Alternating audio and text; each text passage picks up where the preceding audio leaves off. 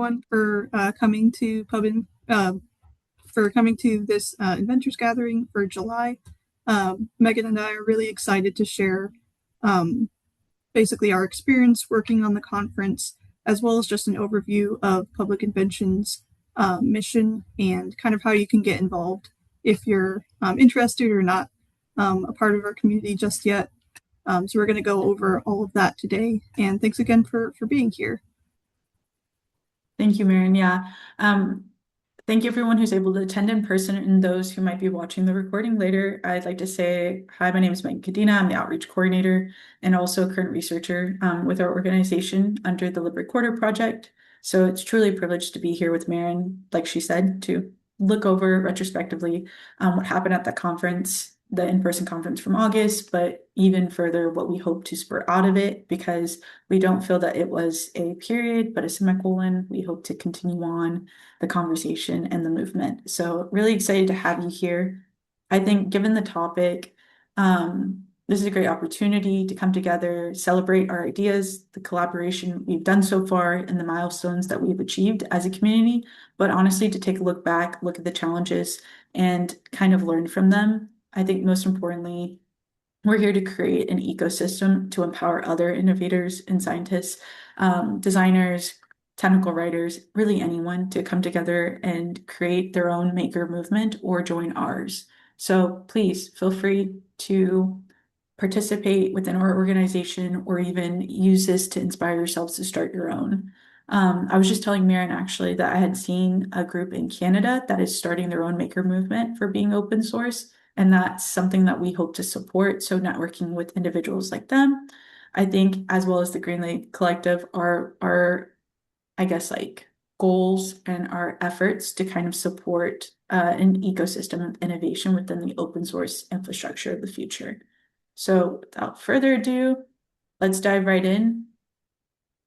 So I'd like to start off with going over the mission of our organization so that you get a better understanding if you're new, and if not, this is more of like a reinforcement of what we already know, but I think it's good to give a good foundation. So our work is guided by several principles.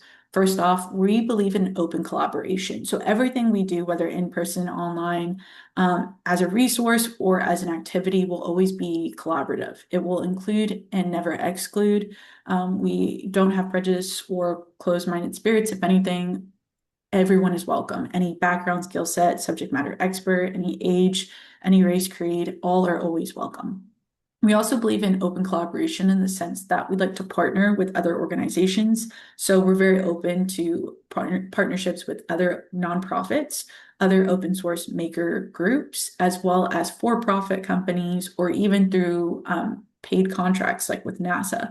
So we're not really specific in the relationships or networks we might build to collaborate. We just believe in a mission. So long as that mission is met principle-wise as well as project-wise, then we're happy to contribute.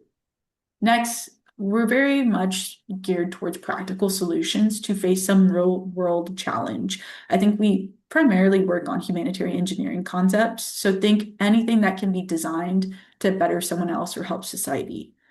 With that in mind, we do want to emphasize we do not build weapons, so we're firmly in the stance of building something to benefit society, promote safety, encourage sustainable practices, accessibility to resources and education, as well as for the public good. And that would just violate that tenet. And so I would like to emphasize that's the one area we do not go into, despite being so inclusive.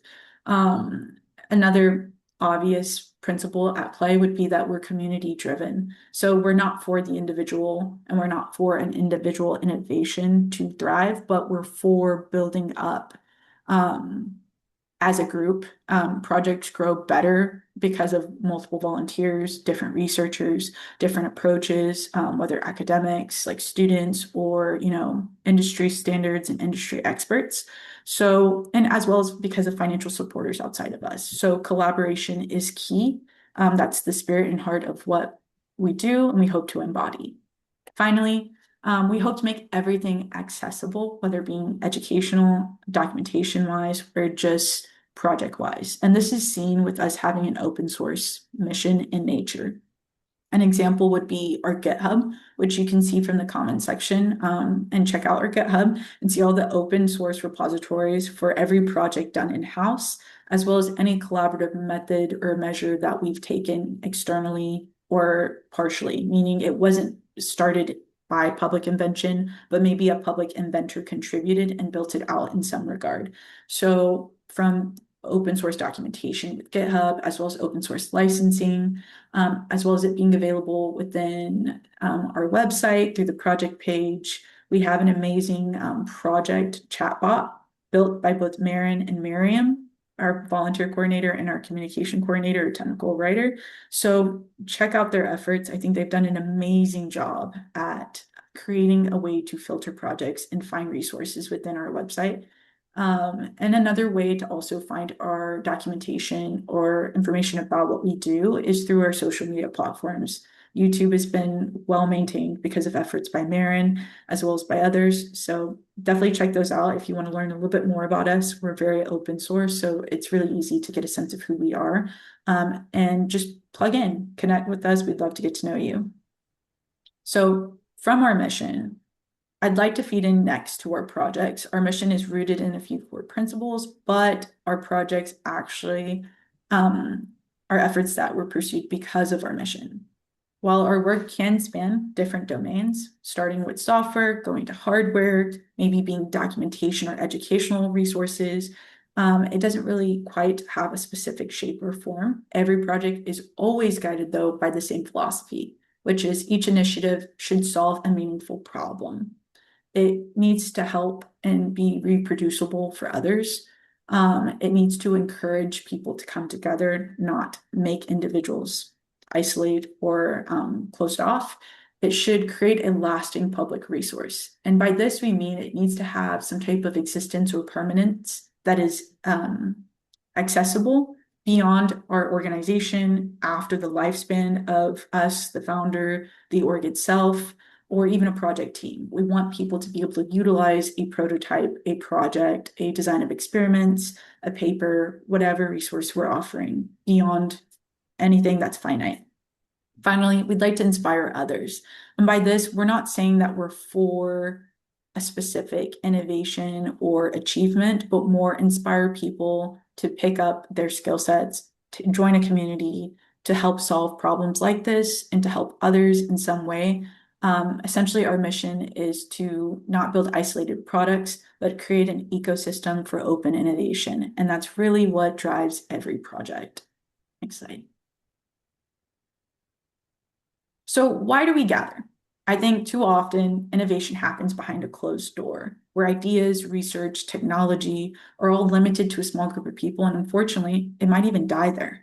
IP limits, or maybe stuck to academia, or maybe it's just the fact that it never flourished into anything and had no record of being traced publicly for someone on the internet to easily use or license in such a way that they could.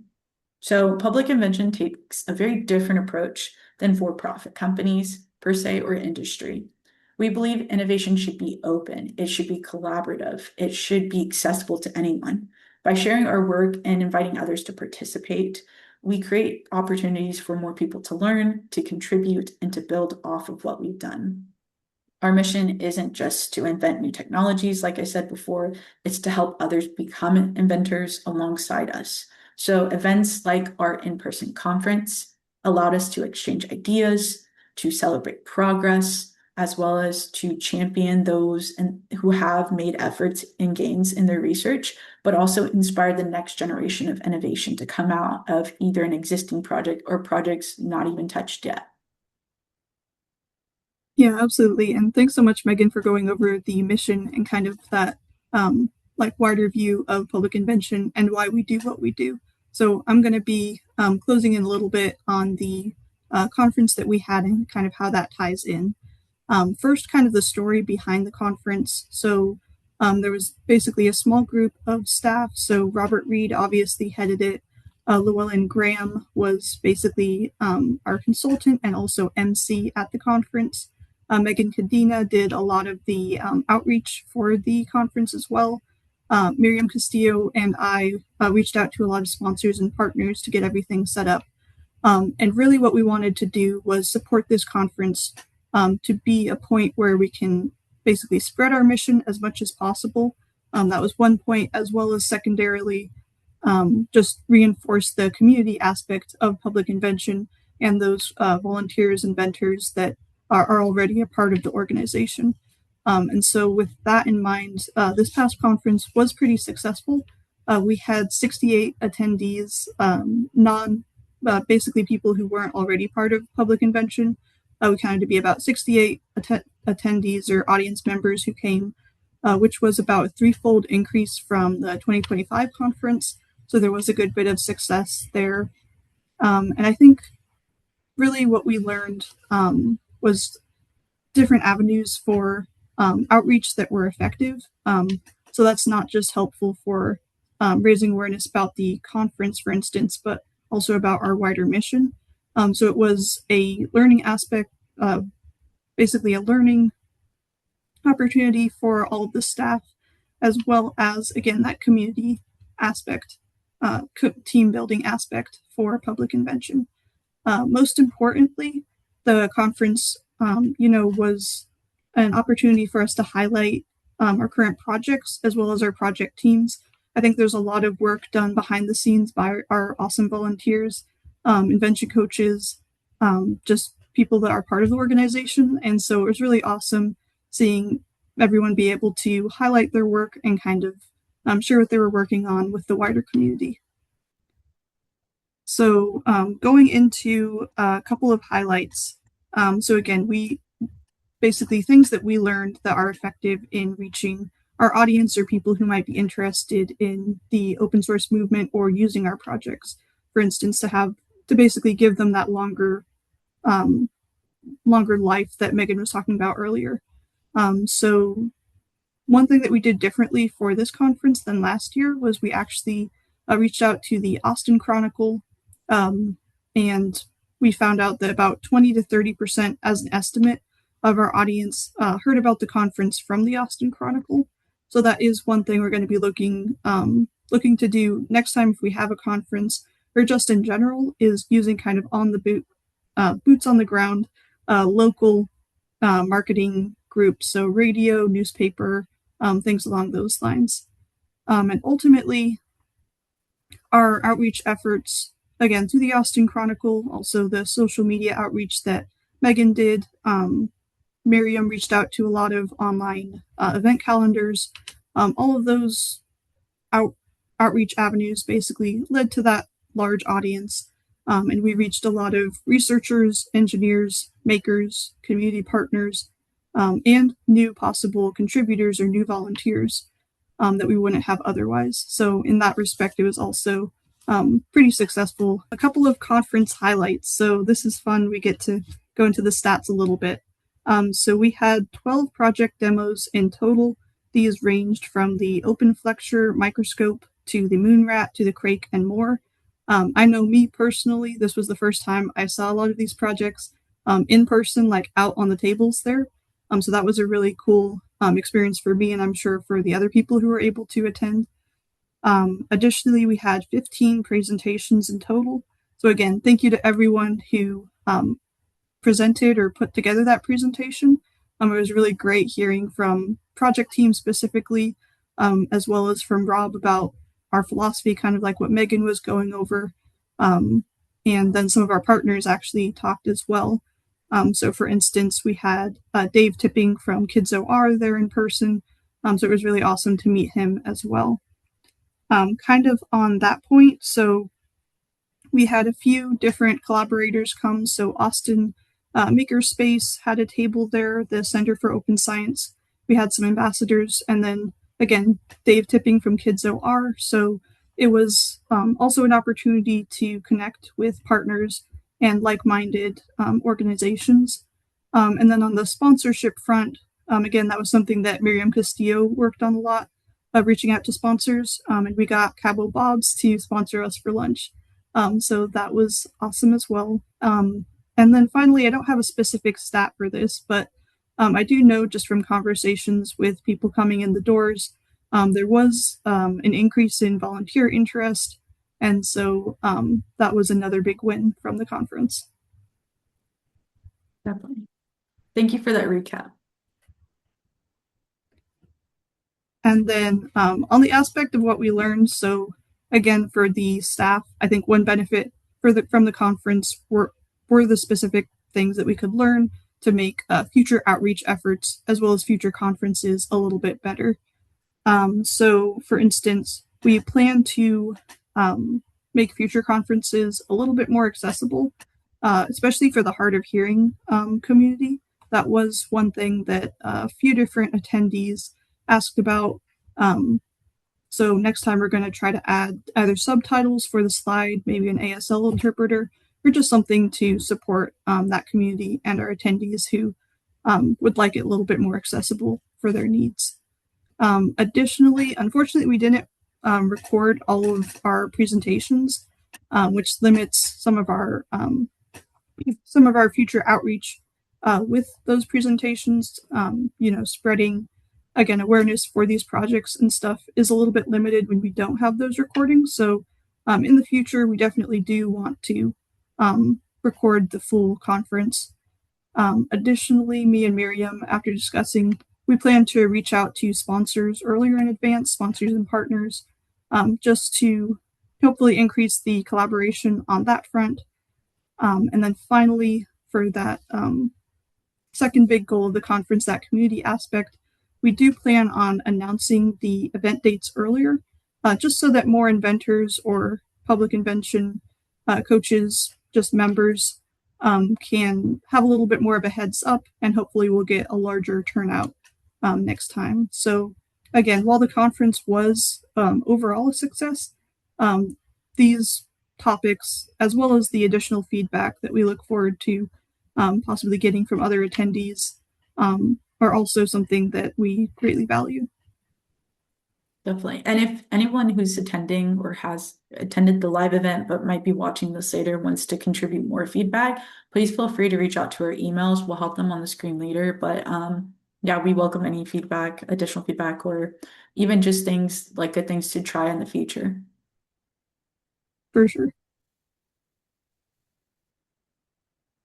So some outcomes since the conference, how have we taken the experiences and the feedback that we got at the in-person conference, and what are we doing with that information?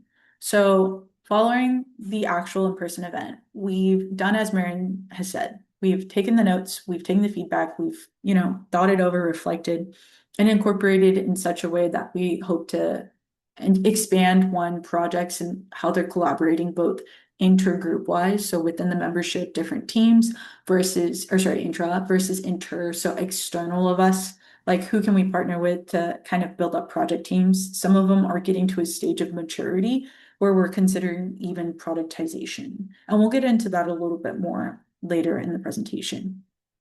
Another thing that came out of this synergistic event would be the new partnerships. And so as seen through the prior slide, we had a lot of partnerships and booths of partnering organizations with similar missions and different project outcomes, but we've also kind of expanded beyond that. You'll see that with us supporting projects like the Green Lake Collective, helping to build up other nonprofits, whether resource, consulting, or even just creating grants. So we had a postdoc initiative where we were trying to help flourish research outside of university-bound research so that postdocs could have a place of funding to kind of grow that, given certain experiences with government funding. In the recent years, we've also looked at partnerships with for-profit firms or with the government, so working with NASA intimately in the past and how to expand that into other domains. I think our works with nonprofits and similar-minded innovators like GLIA in Poland have also been amazing extensions and partnerships that we hope to kind of build off of. Right now, another goal or action that we're taking post-conference is refining the priorities of specific projects. So we got a lot of feedback after each presentation, either for the speaker that volunteers with that project as a researcher or invention coach, or as well as just general feedback of what people would like to see in the future. So that has helped us kind of shape like next quarter goals for specific projects, as well as which projects to start prioritizing, maybe marketing funds, new brand ideologies, as well as resources to promote or explain those projects better to the general public to improve accessibility. As well, this goes hand in hand with improved documentation. I think that's the biggest hurdle of being open source is how to keep documentation alive and updated and, refreshed with the most current information. Pardon me. So I think from this event, we really did learn and get solid feedback about how people are like receiving us, how they're finding us, how they're getting this information, and how to make it better. And so that falls straight into how we document things, how we promote ourselves online, and how we get the word out about the amazing efforts our volunteers really are doing. Um, I think one thing to celebrate is the fact that a lot of individual volunteers made a solid effort to step out of their comfort zones and actually present on their project. And I think that that's one thing to celebrate because to have the mission and the spirit within a membership to get people to step up and do public speaking when maybe it's not always expected, or maybe not always a strong suit is also a huge feat. So that's one thing I did also want to bring light to with this presentation slide. Finally, we also want to welcome new contributors and create opportunities for future research projects. So some of the thoughts that came for these bullet points were essentially that one, we need to create a better way to kind of onboard new volunteers and write down the demand or skills that are missing, the skill gap that some project teams might have right now in order to either spur out a new project, research project, or to build it to a place of productization maybe, or maybe to a place of a research submission, or even just like submission for grant funding. And so looking into how to better recruit also became a goal from this event. I think the number one thing to take from this slide is that the conference was really a catalyst, not a conclusion. So we want to spur efforts as staff, as researchers, and as general membership to keep the energy going towards refinement and improvement overall. With that in mind, you can't eat an elephant in one bite. You have to take it in small bites and doable sizes. So with that, today our attention is primarily focused on advancing active projects. So for those teams that have a consistent attendance pool, a really solid prototype design or research paper in the midst of other projects, or maybe those that are highly active and available to push it past that final stride. We're trying to give them the resources to support the infrastructure as well as the promotion and marketing so that they can really flourish. We're also trying to support contributor onboarding, so that goes hand in hand with the improved documentation. The more that we can get word out about what we're doing, the needs, as well as the stages and statuses of different projects, the faster we can find the right people to leverage in different quarters or build teams, or maybe even build up inventors that volunteer and turn into future invention coaches.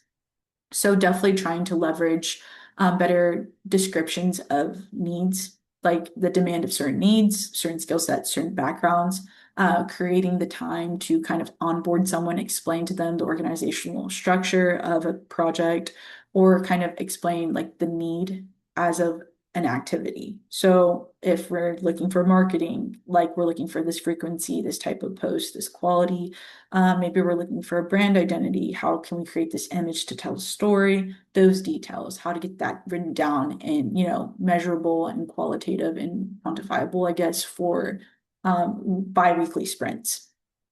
As well, we want to build sustainable processes. We don't want to burn ourselves out because we have all this momentum early on out the gate. And then in 6 to 9 months, it just fizzles out. So we have to make do with workflows and processes we can actually keep to as a small staff and as a general smaller intimate membership.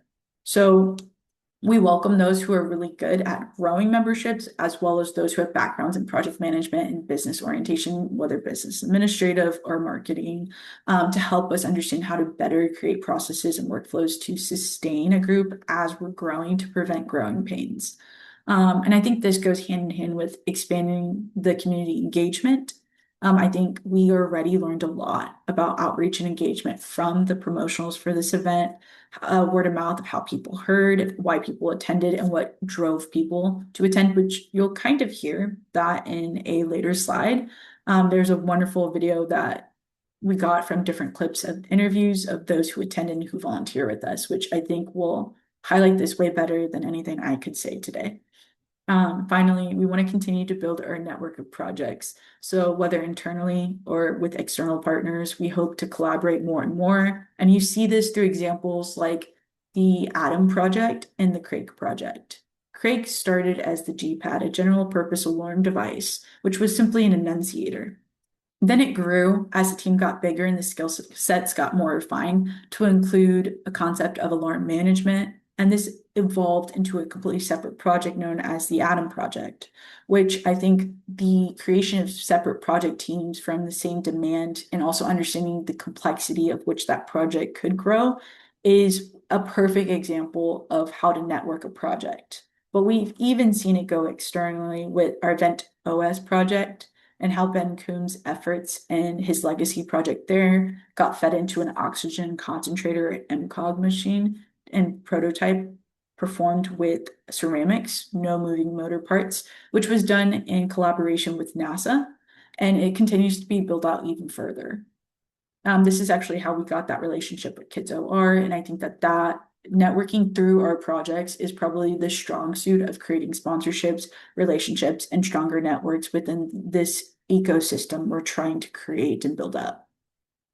I think in our next phase, meaning the future quarters of this year and next year, we hope to scale our collaboration, and this means maybe more in-person events, allowing other contributors from external organizations we partner with to have more face and presence, whether in inventor gatherings or even in projects, how to connect our membership to those resources and build lasting relationships.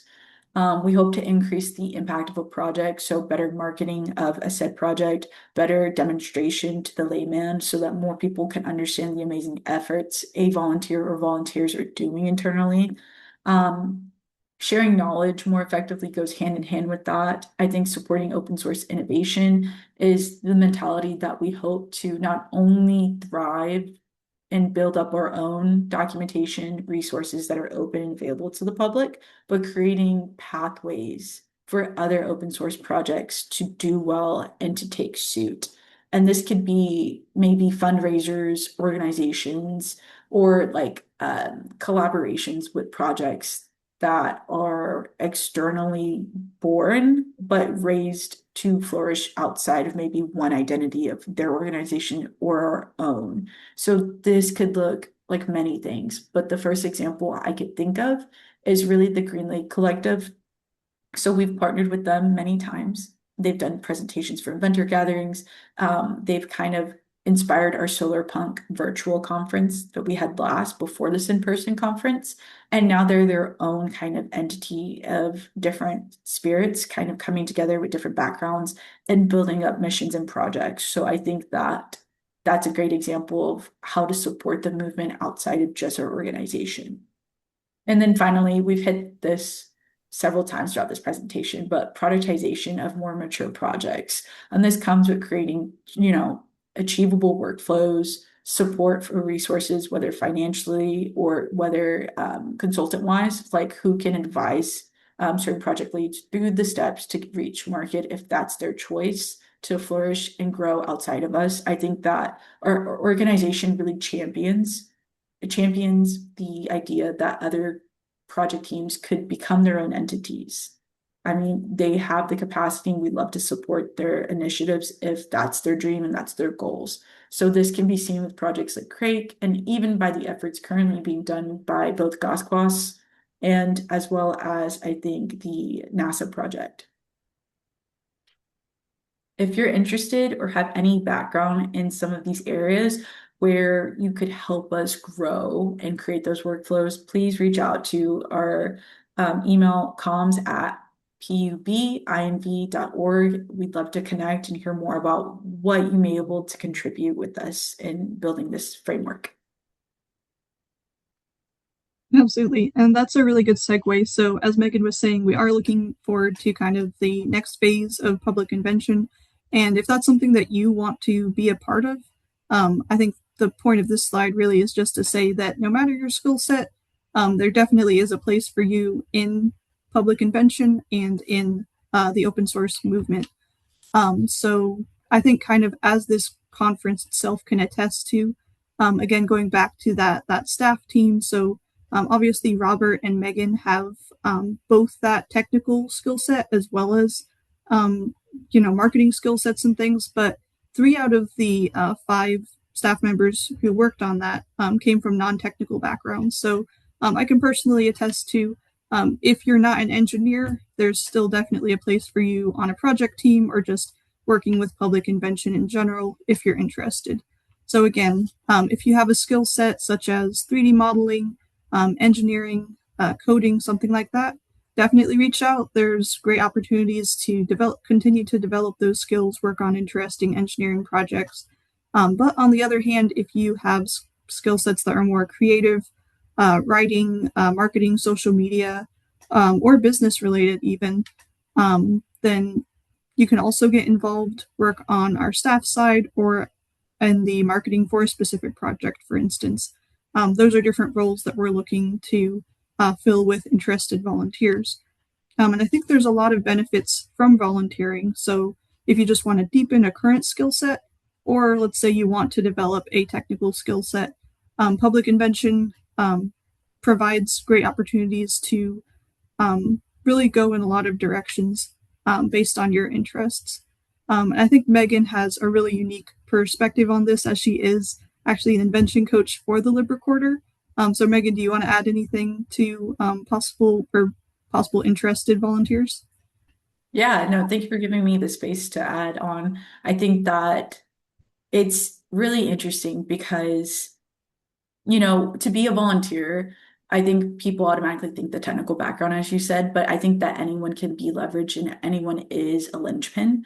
It really takes a full team, a full community to drive a concept from ideation into a physical thing, whether a paper, a prototype, something to submit, something to demo. And so don't be afraid. You'll hear more of this heart when we play our feature interview video, but in that, you'll essentially hear the same thing. Everyone wants to help people. No one has a spirit against giving to others. And if anything, I feel that society has slowly built us to seek out opportunities to volunteer somewhere. So why not here? And so this is a great community to kind of find something you're passionate about, something will speak to you, and you'll want to kind of be a part of a team. And honestly, I think what makes volunteering so enjoyable as a volunteer is the fact that I've been able to meet so many amazing people through the projects I've worked on that live in the same country or different countries altogether. I've been able to create such amazing things outside of skill sets I had coming into the project. So it really grew me both as a student, an engineer in industry, and as well as like a leader or mentor. Finally, I felt like doing this measure for 6 hours a week, just dedicating 6 hours a week to volunteer for free on a project concept has really made me appreciate where I'm spending my time. I think that we spend our time so effortlessly in many things, in traffic, going to get food, like maybe passing time on our cell phones. And so giving up 6 hours a week feels like nothing now to me because it's like meaningful conversation, meaningful efforts where I see something actually come out of the fruits of my labor. And so that makes me feel way more positive and encouraged going to work when I thought I would be more tired. And so stuff like this rejuvenates you in some regard energetically. And I would highly encourage people to form the discipline of contributing to organizations like this, if not us, to help give back to society because it actually will refill your energy as much as it takes some, right? So that's my 2 cents. So what drives a volunteer, or what are maybe some motivations for someone who wants to volunteer? And again, with that video that we're going to come up with here, we had some volunteers give their answers and kind of distilling it a little bit. I think there's a couple different reasons or motivators that pop up a lot. I think one is just passion for the open source movement in general. We are a very optimistic technology-based community. I think in a world that kind of sometimes uses technology to detrimental effects, I think it can be really awesome to see technology, innovation, all that used in a really positive way for underserved communities, such as the EcoPot providing technology for communities that don't have access to like modern stoves or things along those lines. Just being able to work on a project that really makes a difference for people can be another thing that really motivates people. Also, going back to the past slide, I think a lot of people join because they want to, again, either deepen current skills or develop new skills. So that's another aspect. Again, we have a lot of mentors as part of our community, and so there is a lot of opportunity to grow in that respect. Finally, I think one thing, going back to that optimism, I think, and the convention as well, that what we're trying to build is this community aspect. So if you're into technology or just making things, I think having a team, having a community can definitely be very motivating. And we ultimately want to support people who want to contribute and stuff. So I think that mutual support is also another aspect that can motivate current volunteers.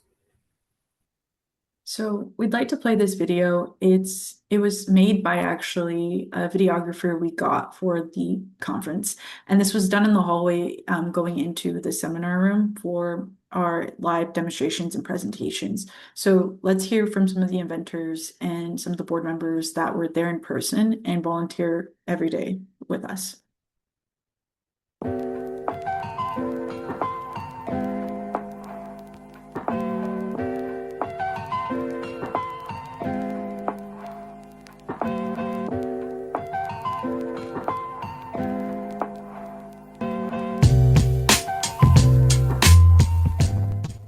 My name is Avinash Bhaskaran. So my first name is Avinash. My name is Milena Petrovic. First name spelled Milena. My name is Joe Hirschberger. My name is JoeHershberger. Mark Jones, Marcjones. My name is Selena Schuster, CELINASCHUSTER.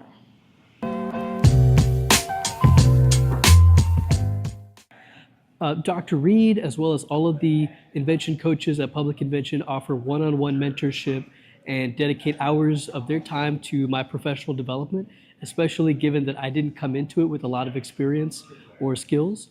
And so the nurturing and the professional development that I got with one-on-one mentors has been the thing that made me come back over and over. So I work at NI, National Instruments, and one public inventor, Joe Hirschberger, is a chief software engineer there. So I met him, and he actually recommended I join because I ended up going on a whole spiel about how I felt like I wanted to do something that mattered or help people, because a lot of the times when you work for a corporation, you start to think about the ways that we use up a lot of resources. So I was kind of spiraling, and he's like, take a step back and start with the little things and see how you can make a difference. The biggest reason is my wife volunteered for Public Invention before I did. She found the organization and was inspired by their mission, and I got involved by seeing what they do through her, and I was also inspired. And me having a more scientific background than she does, I became inspired by the projects more so than simply the mission. She focuses on making sure the organization is successful, and I'm focused on making a specific project successful, which is the ferrofluid check valve. That's what I've been spending my time on. I don't remember how I heard about Public Invention. I met Rob Reed in California. We were visiting the Internet Archive for Climate Resilience Project, and I we were talking, and at some point in time, the next couple months, he told me about Public Invention and asked if I'd be willing to help him start it. So I think I was probably like the first board member at Public Invention because I filled out the paperwork to incorporate it, and I put my name on that until we had more names. So I don't know if I heard about Public Invention so much as like I helped make it. So Friends, family, both of them volunteer for Public Invention, and when they visited us on a boat in the Caribbean, they saw me doing some of my graphics work, and they're like, hey, we could use someone like you, because it's all engineers and scientists, and so they're like, hey, we really need an art person to come and help out. I was like, hey, I got some volunteer free time. I volunteer for other nonprofit organizations and currently working on a nonprofit movie, so I was like, hey, I got more time, why not join Public Invention? So in the past, I've worked on some of the robotics projects, including the Tetrabot, and most recently, I've been working on the Libre Quarter team, as well as the upcoming NASA project for medical ceramic oxide generation. Yeah, so I have a background in software engineering, so I wanted something that would help me build that skill. And this project had already a great infrastructure, a team that had done a lot already, and so I could learn from those people as well. And what they're doing is they're building an open source platform that enables visibility into the supply chain for life-saving goods. So nonprofits, other organizations will distribute, medical supplies, food to people all over the world, Palestine, Gaza, Africa, everywhere. And no one has any way of knowing what happens in that last mile where it leaves the warehouse and maybe it doesn't get distributed to the place where they intended to distribute it. So helping and building the API for that and helping those companies integrate that into their systems and actually have confidence in sending those life-saving goods. Well, I decided to work on that project mostly because Rob was excited about it. He showed it to me when we were having a meeting at his house, and I had a lot of questions about it, and it drove him to think more about it, and it pretty much fell in my lap as a thing that we were both excited about and both could discuss and talk about our theories about why we're seeing the things we're seeing, the ways that we can improve this project. So that project sort of fell in my lap because it was something we could both discuss. That's kind of why I decided to go for it. I volunteer as a graphic artist, doing kind of anything with the marketing or whatever they come to me for. Very open, we'll see where it takes me. I think we're still trying to find out what all needs to be helped with at Public Invention. Public Invention has a lot of models for involvement. So if you're not sure because you don't have a lot of time, you can devote as little as 2 to 3 to 5 hours a week working on projects in your free time that may be professionally relevant to you. Or you can become more involved in leadership opportunities and actually work with teams who may be less experienced than you and gain experience as a mentor and contribute back to the community. So there's a large range of opportunities between those two extremes. So don't hesitate to get involved and try new things and step outside of your comfort zone and know that there are no real failures. There's only learning opportunities and ways to grow. Yeah, it's great for building skills, feeling like you contribute to society, on a global scale.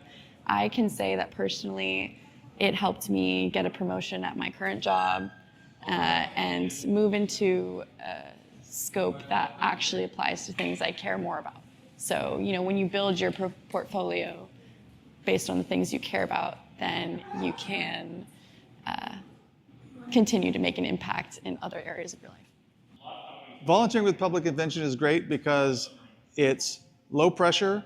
We expect a small amount of time on a regular basis. It's very doable, and it keeps you engaged in a community of other people that are thinking like you. If you find a project that you're interested in, there are other people that are interested in it as well, and you can work collaboratively together to have a benefit to the entire world. Yeah, I think people who are thinking about volunteering for it would be really thinking about what kind of impact you want to have in the world. I mean, you do need to have a job to make money, but it does shape what you can do with it. And there's so many opportunities to be creative in the world, and not just in an artistic sense, but from an engineering and technology sense, innovation, that Public Invention creates an opportunity to explore that other creativity and channel it towards having a positive impact in the world. I am only 28, but in all the 28 years, a lot of my memories are best from volunteer projects, not just Public Invention, but whether it's I've helped with storm cleanup, volunteer work, and then movie volunteer work, and it is always valuable, and you always look back on it, and I have never regretted volunteering for anything. So if you want to give it a shot, just go for it.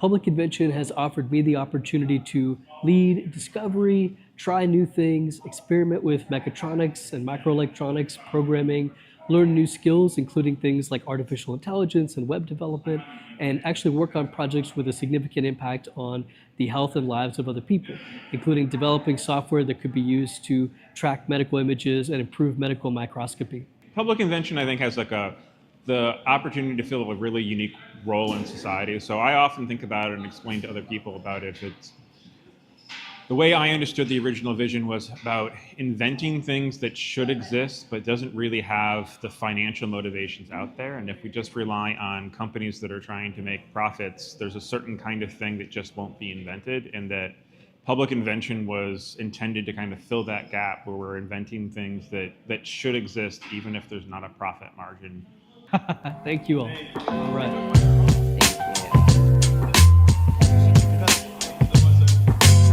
Thanks.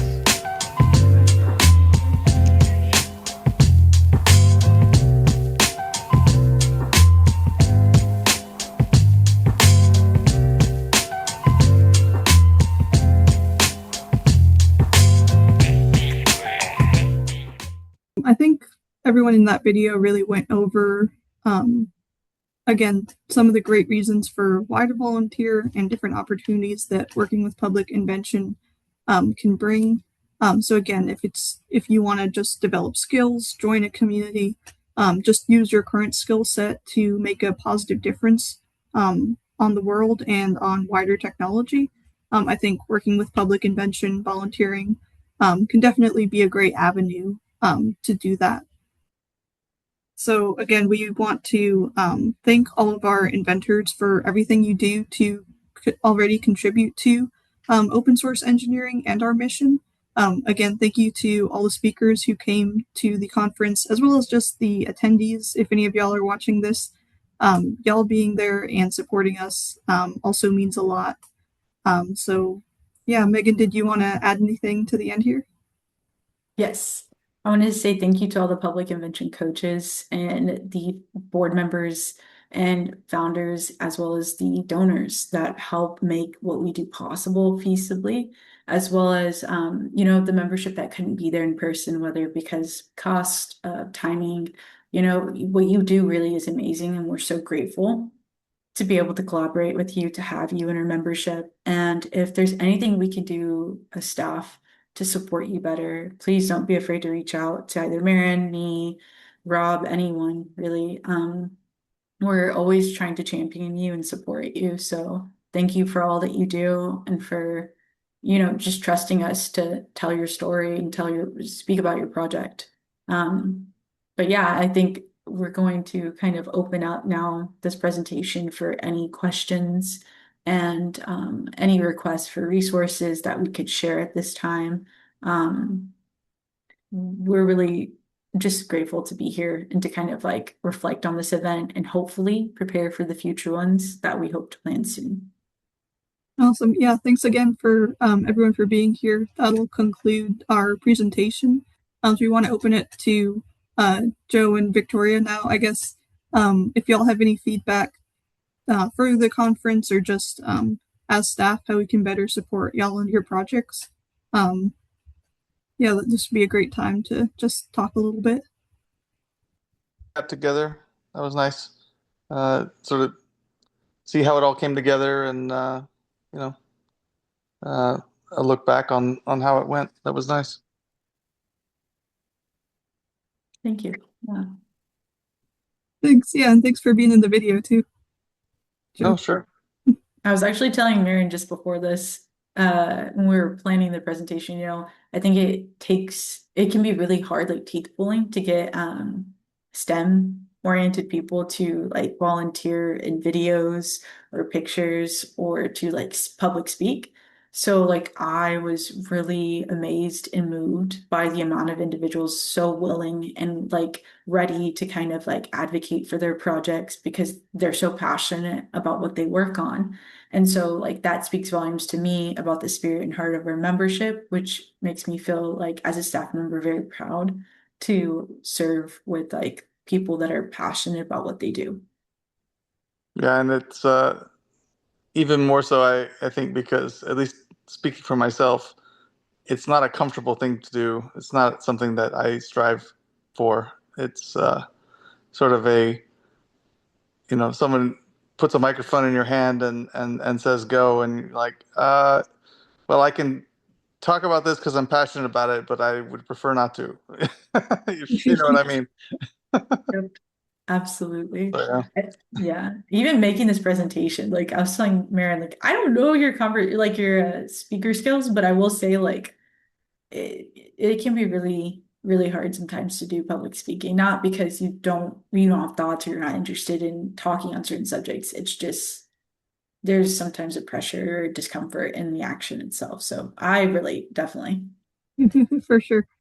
Yeah, I think public invention is probably like 60 to 70% introverts, I feel like. So I think we're all pretty similar on that page. But one thing I will say is that I find that things like public invention, and for me personally, previously was like first robotics competition when I was in high school. It brought me out of my comfort zone and exposed me to the need to do things like public speaking, which make you a much more capable presenter, which means you can get your ideas across, which means you're a more effective communicator, which means that you can be a more effective engineer or whatever your discipline is. And so those types of things like public invention and first robotics have been things in my life that really drove me to do things that I really have no passion for, i.e., public speaking, or no ability to do, or just get me out of my comfort zone and force me to grow in areas that I would not naturally grow in. And I think that makes you more well-rounded and makes you a more useful volunteer and more capable engineer. So comfortable or not, it's a benefit, right? Yeah, definitely. I think it will benefit. Like that was one thing I was thinking too as we were drafting this presentation is the energy you put into, like, for example, a project for this organization or the effort to public speak will also feed back to you in regard, like energetically. So like you'll see that the effort I'm taking to do these presentations can make me a stronger presenter, or like the time I take to do something like public speaking that I don't enjoy for the sake of a project or a mission will allow me to more effectively reach people and impact them positively with the content or effort that I'm doing in this project more than if I just sat comfortably and kept it to myself. So exactly what you're saying, it's just like it's kind of, I don't know if I would say reciprocal, but more like it has like a twofold impact. It benefits you personally to do it, but you're also benefiting others by going outside your comfort zone and volunteering to build these projects. Like Mark Jones was saying, like building things that for-profit companies might not do. Pardon me. Because there's no like financial gain from creating that product, but there's a need for sure. For sure. I, even with my wife Mimi joining in a way that's more like a promotional, like non-engineering approach. Right? She has a business background and is very focused on organization uh, and the marketing side of things and the planning of events, and I mean, she sort of reached out into lots of areas that were not her initial interest or background, and finding ways to do Google search engine optimization or ads and those things. Like, you really grow out of necessity by being involved in organizations like Public Invention. You find ways that you can contribute, and you grow as a result, and that benefits you across the board. Just more fuel on the fire of volunteering can benefit you and the organization. Oh, Victoria, I saw your question in the chat. Why are the names being spelled? That's a good question. Oh, sorry. Yeah, Megan answered that. Okay. Yeah. And that's fine. That, make sure that the names are spelled correctly when the captions are put on. So I was assuming that was like a preamble, and it would be like Cut the out before. like just so we can document this correctly. Yeah. Versus like, here's the beginning of the video. Yeah. I was also surprised. I think usually they cut it out, but then he was also explaining to me in between the interviews that like it's considered a style of like, and I said this in the comments, like it's considered like a style of interviewing where it's like sidewalk or street interviews where you grab someone off the street in a noisy, chaotic environment and you just like ask them questions. And you'll see this, I think, with like SNL or like certain comedy skits where they go like streets of New York and they start interviewing people like, what are your thoughts on this? And like, I think that that's where it comes from. Usually they don't spell out in those though, but he was saying it's like supposed to be very relaxed, not like a formal interview kind of environment. So I don't know, I guess it was kind of like logistics, but he thought it would be fun to put it in the video as well. Well, hey, as on the topic of feedback, I can always go in and like cut out maybe the spelling part, since we haven't posted it yet. Yeah, so either way, I can get that updated too. I would be in support of removing the spelling, but Okay. I think there might be some benefit, how we have the monthly gatherings. There might be some benefit on trialing like quarterly in-person meetings in Austin. It could be a specific topic or theme. It's always a question of food, but you could have some very, light snacks or even hold a potluck or whatever. But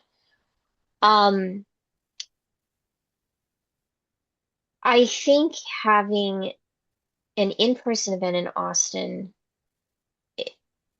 has a lot of value. The more people know about Public Invention, the better. And Austin is a science town, it's a college town. And if you had a consistent event, then you could consistently publicize it. And we could build a kind of like a network, word of mouth sort of thing. And if you didn't want to do quarterly, you could try like every 6 months or something. Not like a big conference, but like an informal get together. Like, we're going to spend 2 hours talking about, this open source hardware, or maybe like a workshop that we just had at Oshawa Healthware, where I am a person who has a problem that is medical and humanitarian focused, and can someone help me make a solution? And that was a really amazing workshop, and I think there's going to be some designs out of that actually, get made. But when you have events like that, not only do you engage the public, but that also makes donors notice things. When you have a lot of remote work, sometimes I think it's hard for people to take projects seriously. They don't realize the amount of work that goes into these organizations and these projects and the management of the volunteers and everything. So because Public Invention does need to expand its donor base, I think that would be something that you could invite people to that perhaps are from the donor space, and they could see how this is in action. If you were in a different town, I maybe wouldn't recommend it, but I feel like Austin needs to know that Public Invention exists because we need introductions and we need more engagement, I think, from local people. Like, and who knows what resources could be brought to us? Like, maybe some of the universities would open up a testing lab to like help us do final testing on Moonrat or, advanced testing on Crake or something. Like maybe they have projects that they would love to trial, an open source integration with. I think there's a lot of partnerships that could be explored locally. Definitely. Like, I think that's such a good point, especially like with a lot of the membership being Austin or Texas based. I mean, we have international like membership, but like having so many that could, meet for an in-person or even just having such a good demographic of like STEM-oriented people or creative spirits in Austin, it'd be kind of fun to host it in like a coffee shop, a brewery, or even just a library, like some workstation have that kind of workshop, like you Hmm. said. Yeah. So it would be I great. think I think it's also funny because kind of behind the scenes after the conference, we were actually talking about having like a more like low key get together, in person get together, like workshops or something along those lines. Just because I don't know if I mentioned this in the presentation, but I know for myself at least, one of the big highlights of the conference was just having the chance to, like you were saying, Victoria, of just like meeting everybody in person. I think Yeah. that's really important. So just like having possibly like inventor only events that are a little bit less complicated to put together and can be maybe a little bit more common, like a workshop or something like that, I think is a great idea. Yeah. Well, again, coming off of healthware where I had, the privilege to meet for the first time since I started doing this work in 2020, um, people that I've been working with over Zoom for 6 years, and I got to meet them for the first time. Like that's an incredible feeling. And also because they're there, you get so much work done. Yeah. Like I don't have to worry about pinning someone down because they're in a different time zone. I can have a 3-hour conversation with them and we've done 6 months of work because we could talk to each other face to face. That's really nice. It's true. For sure. Yeah. But I there's there is so much untapped potential in the Austin area, I think, for Public Invention. And the fact that you do have some data on the Austin Chronicle being a way that people learned about it, Hmm. and they were intrigued enough that they came because of that, that tells us that there's interest and we should capitalize on that. Yeah. No, it's true. And I was thinking, because going back to that point you made about how maybe nearby universities would do a collaborative effort for like validating a certain project. Like we're right here by the Pickle Institute, which is a great university-based research center, but it also offers typically co-ops and internship opportunities off campus. So like I could imagine like a capstone project or a funded, like sponsored, really like a nonprofit funded research project in collaboration with Pickle could really Mm-hmm. create that initial relationship.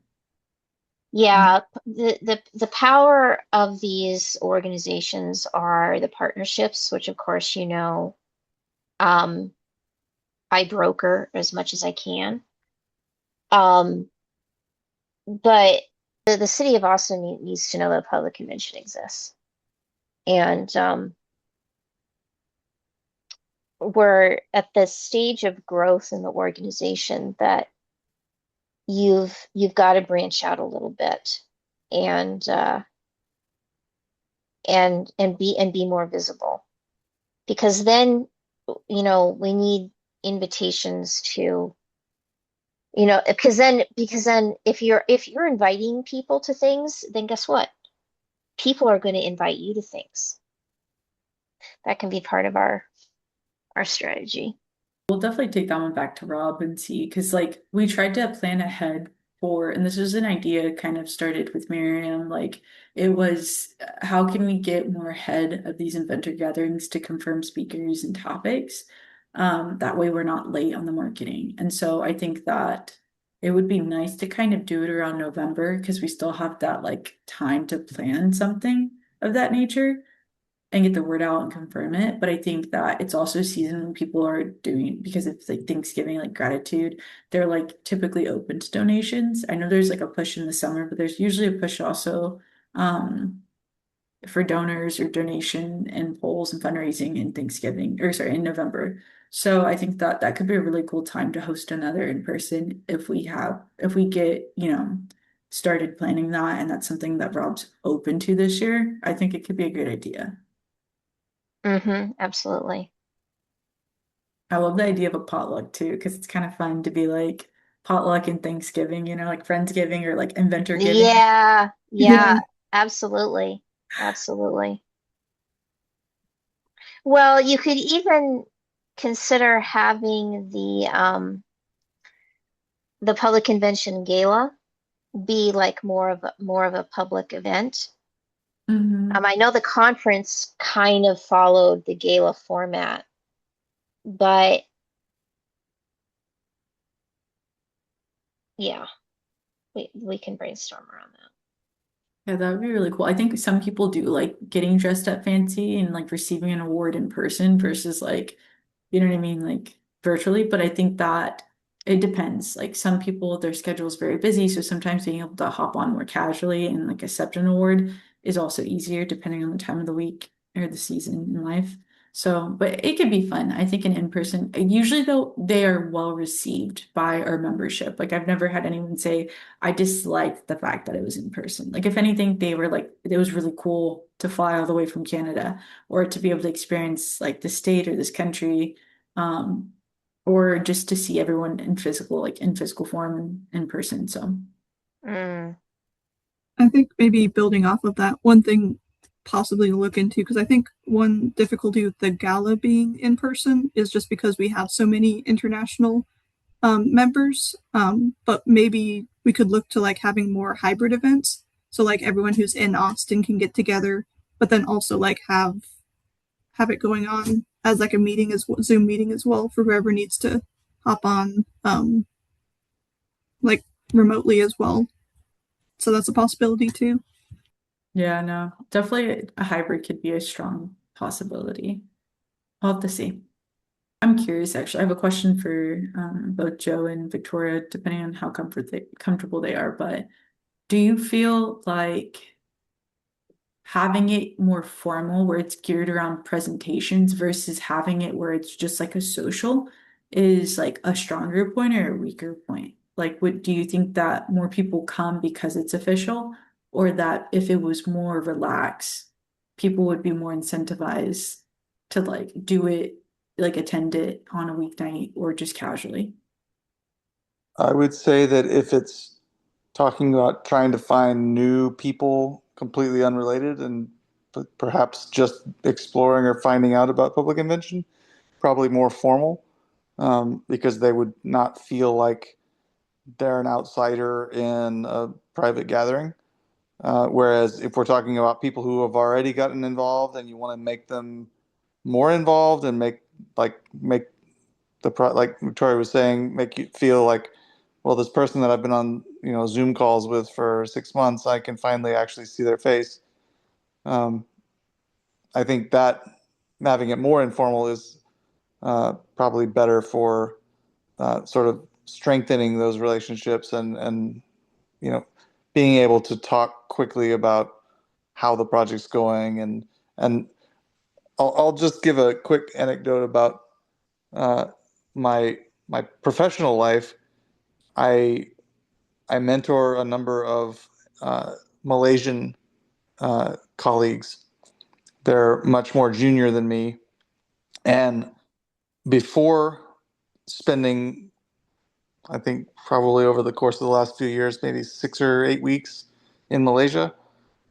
Before that point, it was okay. You could, they would sometimes feel comfortable enough to ask a question, and then I would respond to the question, but it was very cold. It was just like, oh, somebody's, raising an alert and saying, hey, I have a question for you, and you just add it to your task list. But then when you go over there and you spend time with them and you share food together and you get to know each other, then the next time that somebody's asking a question, you're like, oh, hey, I know this person is comfortable. I want to help them because they're my friend now.